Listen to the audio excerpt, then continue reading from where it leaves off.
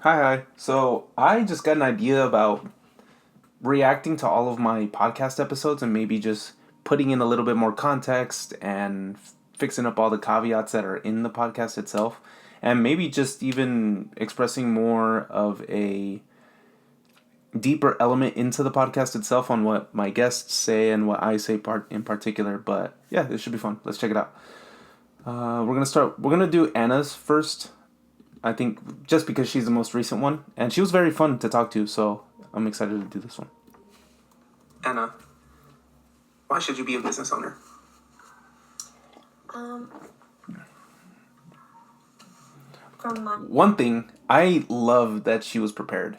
She had scribbled her own little notes, and I don't know, just stuff like that. It just goes a very long way in showcasing who you are as a person, that you're diligent and that you take care of yourself and that you always want to be prepared. It's just that's such a high level skill that most people aren't doing for themselves. It's like being on time.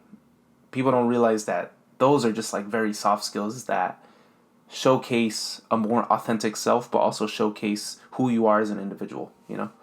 I love that. experience and from what's been going on with me lately, being a business owner is, I don't know, I feel like there's a whole other side that not a lot of people see, and that's what I've been able to like accomplish, is being able to be on the other side of what no one sees, you know? Like, ever since I started, my mentality has been like off the roof. Like, I'm always so positive, and that's not just because of business, but because of God. I feel like He's been able to give me that like positive mindset in order to help attract others into my business. You know, being a business owner is important because you don't want to work for someone else forever. So that's something I learned too.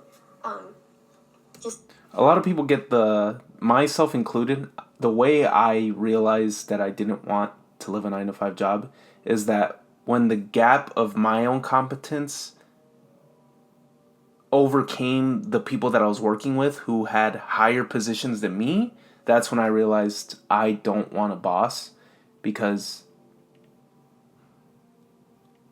being told by a boss, this might sound a little arrogant, but being told by a boss who you know you're more competent than telling you what to do is it's annoying. But that's a lot of like sparks for some people, is when they once they have those ideas and those notions of who they are as a person and they're solidified in their own skin, being told what to do by somebody else who's not on the same path or level as you can be extremely infuriating. But it's also a skill, maintaining patience and giving them that grace too. being able to create your own schedule, like that sounds nice. Like being able to do your own stuff while It's very nice. making money behind you, like I think that's important, Yeah. especially right now. Absolutely. Jim Rohn has a quote that says, make goals that make something of you in the process of achieving them. And it seems like your ability to stay positive is partially because of the business, but because of what you're seeking and what you're trying to pursue and get. Yeah, that's such a good quote by Jim Rohn. He said, "Make goals that make something of you in pursuit of achieving them." And he said, "Why not just make a goal of becoming a millionaire? Something that's extremely far fetched." And the reason why is because you create a distance that's extremely far ahead. Okay? And now, what you want to do is that, what does it take in order to be that person with the $1 million? What does it take in order to become that? And in the process of you trying to become it, you have this substance that rubs off of you. It's completely different, and you become a different character, all because of this vision and this goal that you have set in mind, and you're so focused and convicted in making it happen. And there's another thing where if you set extremely high expectations and let's say you just drill through it, let's say you're just sprinting in order to achieve it, you will have made more progress towards it even if you fail trying to make it than you would have if you set such a small goal and you just keep making it because it's so easy to make. So yeah, make goals that make something of you in pursuit of achieving them. It's so crucial. Make big goals that are expanding your belief in yourself, but not impossible. It's kind of moving you in a way to be able to stay and maintain positive. So yeah, I like that. Yeah. what was the beginning sort of, so myself in particular, I was a person who pain had to be inflicted upon me so that way I can start taking action and start making a change in my life. What was that flip of the switch for you to be able to go out and start a business for yourself? Starting a business for myself, I feel like with everything I've gone through in life, I feel like, because I'm the oldest of 10. Yeah, so I feel like that's a lot of pressure on me. And since I have that pressure on me, why not make something good out of it, you know? Not stressing over how many siblings I have, but trying to make a better future for myself so I could expand it to them. So I feel like being able to do all that, and they see me as a role model. They look up to me. I don't know how many eyes is it, but I don't know how many eyes it is, but they for sure look up to me. And I feel like being able to do good stuff for them will attract them to do the same thing and follow in my footsteps. Yeah, that's a good one. That's really very self-aware of her. One of the things about, I was just talking about this in the most recent podcast too, is the only way you can really motivate people is by doing things yourself. Having such a big vision and expectations for who you want to become, and then taking actions in order to fulfill that vision, not only gives you a swell of confidence that you are what you say you are, but the people around you that are witnessing the things that you're doing, witnessing the small wins, and witnessing you slowly but surely fulfilling the idea that you had set in mind and doing the thing, it gives them a sensation of, maybe I should start doing something.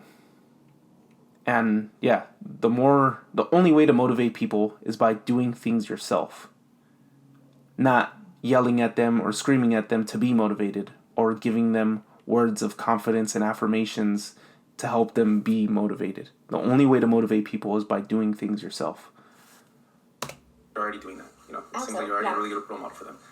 Can you tell me what the 100,000 Club ring represents? I saw it in one of your stories. Oh, okay. Wait, let me think. That's actually a ring that my company gives out to the people who hit 6 figures. So when I put that on from my brokers, it makes me feel like I'm not there yet, but I could be if I put in the work. Absolutely. And I feel like with that ring, I could show others that it is possible to do stuff like that in life. But we're like, the world teaches us to just stay at 9 to 5s, and with that ring, you could show others that it's not always going to be working for someone else. You could do that by yourself. You could get that ring by yourself. And with our company, like, they support you so much. Like, it's not like, oh my gosh, why are you trying so hard? Like, they actually support you in what you do. There's people out there in the world that hate on you for that, but that's because they're not there. They hate to see you succeed, but you have to be surrounded by people who actually support you in that. I want to see you win. I want to see you do Exactly. better. Yeah. So then, I think one of the most important things that I had to learn myself is that you can't do it alone. You literally can't do it alone. And I tried it. I used to tell myself all these stories that nobody was with me and that I was isolated and that nobody cared about me or nobody had my back. And the more I convinced myself of that story, the more I imploded and the more my business suffered, because I believed the things I was saying, even though physically I actually had people around me. I think one of the most important aspects of making what you want to happen is by surrounding yourself with loving and powerful people who are full of harmony. People that provide you a sense of confidence, fulfill you, and validate you about the person that you are, the person that you're fighting to become, but it's a degree of camaraderie that they're with you regardless. And it's hard to surround yourself with people that are like-minded, but regardless, there are people around you who you will love to talk to. It doesn't matter if they're also self-disciplined, because some of my favorite people aren't the ones that are highly disciplined and highly self-efficient and productive. It's just people that are authentic and true to themselves that I like most. So, yeah, surround yourself with people in the process of trying to make something happen. They don't have to always be on the same path and understand you, but just them being around you is so, so, so important. So, yeah, I like that she has somebody or a group of people in her corner who are on the same path. Things that I've heard, because it's just important, guys, is to be able to make $100,000 in 1 year is extremely hard. So what are the challenges or the things that you need to do in order to get there yourself? So right now I'm a full-time student in college, and from what I hear, I feel like school is a backup plan for me, and my business is like my first way of getting out of poverty. But since I'm the first gen, like I'm the first one to go to college in my family, so I want to achieve that. Like I want to be able to say like, yes, I graduated school, college or whatever, and I was still able to make six figures in something else. Yeah, so that's just how I see it. I like life doesn't get easier. I didn't realize that one, but it's hard to do both things at once. I was trying to do a movie studio internship in Los Angeles and a business on top of that. I was going to Los Angeles from Tuesday to Thursday, and then I was also trying to build a meal prep service on the side because I thought, oh, well, I can make a bunch of money here, and then I can still focus on my dreams. But it's hard to do both. It's hard to do both. She seems like she's balancing it pretty well because of how her schedule aligns. And the fact that she's also doing school at the same time on top of trying to build her business, it's so cool. So cool. So cool to see somebody else also following the same sort of path. But another thing, being at a very young age and having this sort of mentality is super rare. Not only that, but the fact that she's going to school, she's not letting regret in the future haunt her now. Because at the moment, I could have gone to school, and I probably should or kind of want to go back to school, but I kind of regret not starting and persisting when I was like 20 years old, right? But I don't regret the actions that I took because it led me to what I'm doing now. We become better. So I feel like if we put that effort, we're able to achieve anything, to be honest. Yeah, and I like that you bring up school at the moment because I had a young gentleman at the gym ask me, he said, coming outside of high school and going into college, do you recommend me staying in college or just going out and pursue my career? And it seems like at the moment we have a big distaste for college and young adults getting into college, and they feel a sense of pressure in trying to figure out what their career is going to be. So I like that you mentioned that you're going to school at the moment as well. 12%. So then what piece of advice would you give to individuals who are also trying to, like you said, get out of poverty, but also feel the need or want to go to school? What would you say to them? Me personally, I never liked school, but like I said, I want to still achieve that because it would just look good on me, you know? But a piece of advice, probably just to do what you feel is right. School is not always the answer. Maybe you're probably forced to go by parents, and yes, like I said, it's still possible to go to school and still do other stuff you like. But I feel like school isn't the only option, especially right now. Like, business owners are skyrocketing right now, and I definitely agree on that because I see it. Like, there's people who graduated from college and they didn't even use their degree. It's just another paper in their drawers. So, bro, that's so freaking true.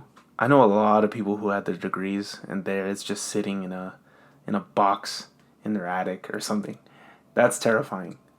But I think that's also an indication of, hopefully, an indication that it could be two things.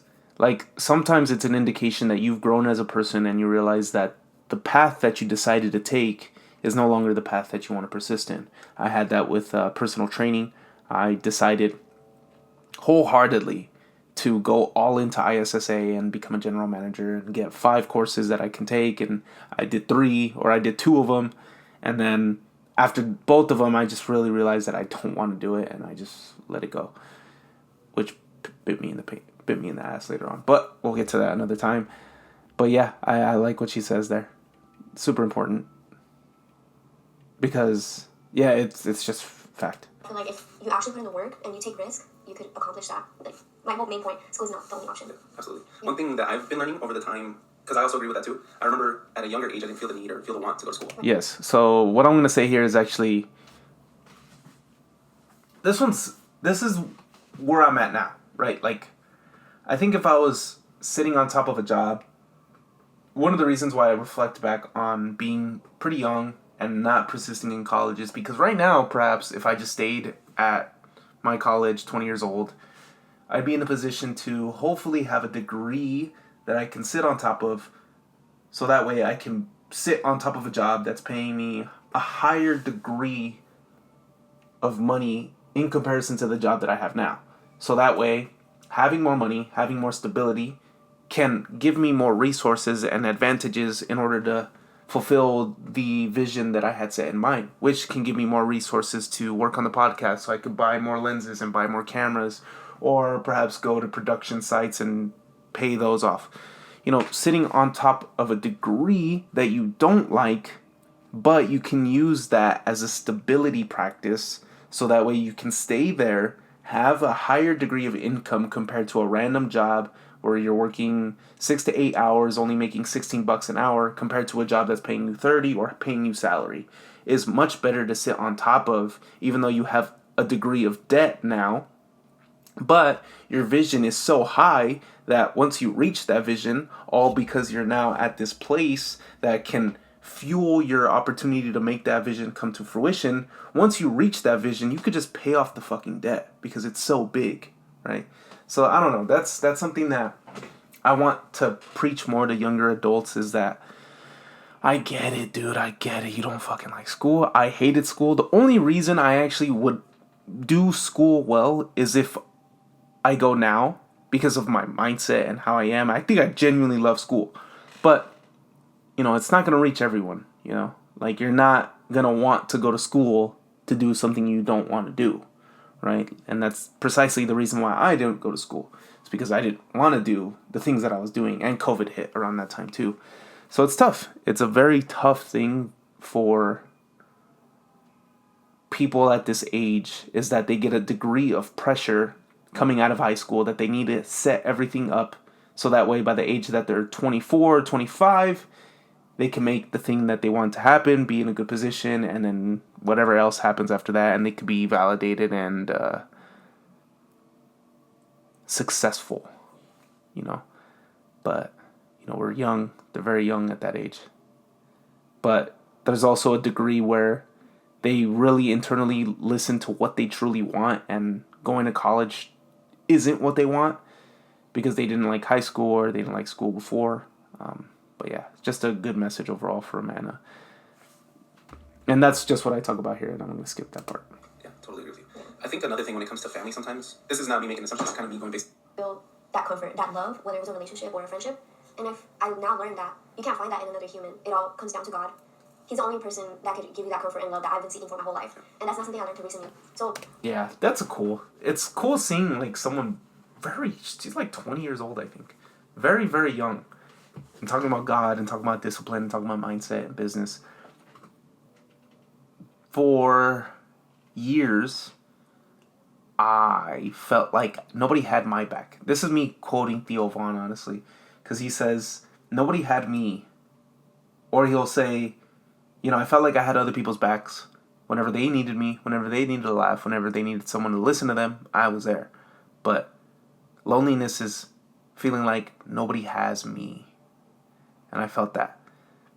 But the only way I was able to actually get that sensation was through God. Like, okay, somebody actually has me, but he's just not physically here.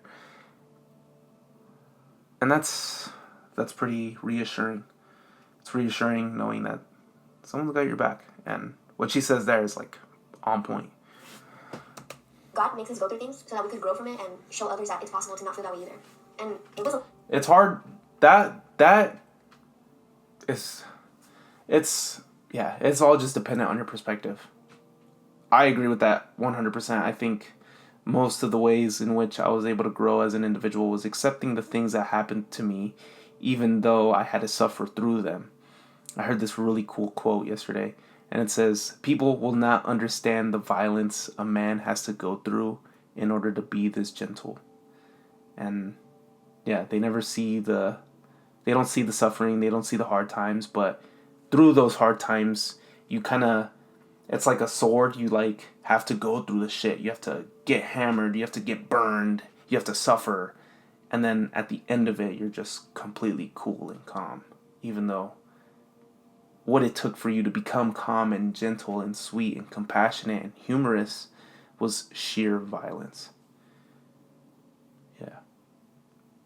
But anyways, I hope you guys enjoyed this. It was only like 15 minutes that I did, but other than that, this was fun. I hope to do it again. And I probably will do it again on upcoming podcasts.